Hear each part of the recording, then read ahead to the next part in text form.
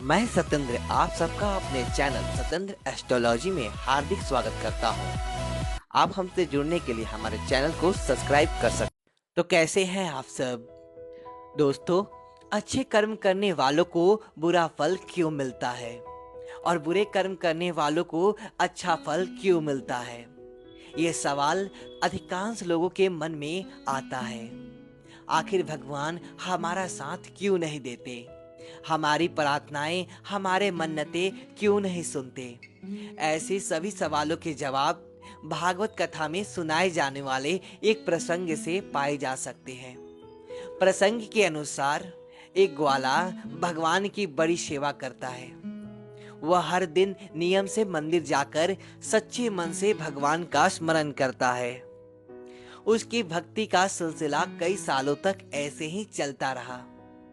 एक दिन उसकी भक्ति से प्रसन्न होकर भगवान ने उसे मंदिर में दर्शन दिए। प्रभु को अपने समक्ष साक्षात देखकर उस ग्वाले की आंखों से आंसू बहने लगी। वह बोला कि हे प्रभु, मैं वर्षों से इस दिन का इंतजार कर रहा था।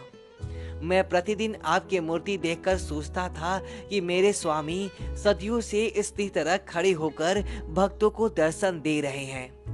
अपने से आप थक गए होंगे। प्रभु, मैं आपके लिए कुछ करना चाहता हूँ।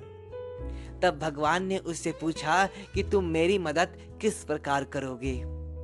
इस पर ग्वाला बोला कि प्रभु, आप चाहें तो एक दिन के लिए मैं आपकी जगह पर शिला बनकर खड़ा हो सकता हूँ और आप मेरा रूप धारण करके इस नगर का भ्रमण कराइए। भगवान अपने भक्त के उस भोलेपन से प्रसन्न थे, जिसके चलते उन्होंने ग्वाले की प्रार्थना स्वीकार कर ली। लेकिन भगवान ने उस ग्वाले के सामने एक शर्त रखी। वे बोले कि पूरे दिन में तुम्हारे सामने कई लोग आएंगे, कई विनतियां करेंगे, लेकिन तुम उनके बस प्रार्थनाएं सुन लेना, कुछ बोलना या करना मत। मैंने सभी के लिए पहले से ही नियति तय कर ली है। भगवान की यह बात सुनकर उस ग्वाले को बड़ा आश्चर्य हुआ। वह मन ही मन विचार करने लगा कि इसका मतलब जब भगवान ने हमारी प्रार्थनाएं अनसुनी कर देते हैं। अपने मन में हजारों सवालों के बावजूद वह शांत रहा और शर्त मानकर भगवान के स्थान पर शिला रूप में खड़ा हो गया। सबसे पहले मंदिर में एक व्यापारी आया और बोला कि भगवान, मैंने एक नया व्यापार शुरू किया है, उसे खूब सफल बनाइएगा। जैसे ही व्यापारी उस मंदिर से जाने लगा तो उसकी धन की पोटली नीचे गिर गई। इस बात से अनजान व्यापारी वहां से चला गया। शर्त के मुताबिक वह ग्वाला चुप रहा।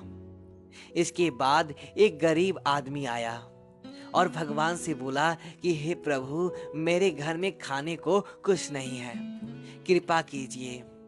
तभी उसकी नजर व्यापारी की गिरी धन की पोटली पर जाती है।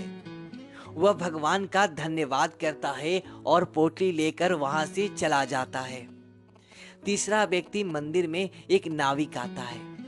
वह कहता है कि मैं काम की तलाश में समुद्र पार करके उस ओर जा रहा हूँ। मेरी यात्रा में कोई अड़चन ना आए, ऐसे कृपा कीजिएगा।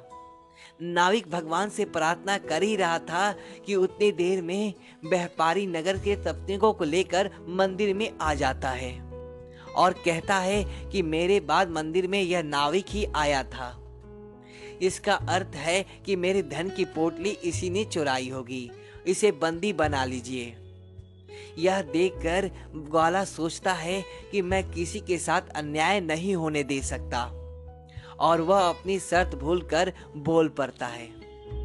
वह बता देता है कि धन की पोटली नाविक नहीं बल्कि गरीब मनुष्य के पास है। सैनिक उस गरीब को कारावास में डाल देते हैं। नाविक अपनी यात्रा पर निकल जाता है और व्यापारी अपना धन लेकर घर चल जाता है। दिन ढलने पर जब भगवान पुनः मंदिर में लौटते हैं तो ग्वाला खुशी खुशी पूरा किस्सा उन्हें सुना देता है। ग्वाले की बात सुनकर भगवान कहते हैं कि तुमने किसी का काम नहीं बनाया बल्कि बिगाड़ दिया। वह व्यापारी गलत तरीकों से धन अर्जित करता है।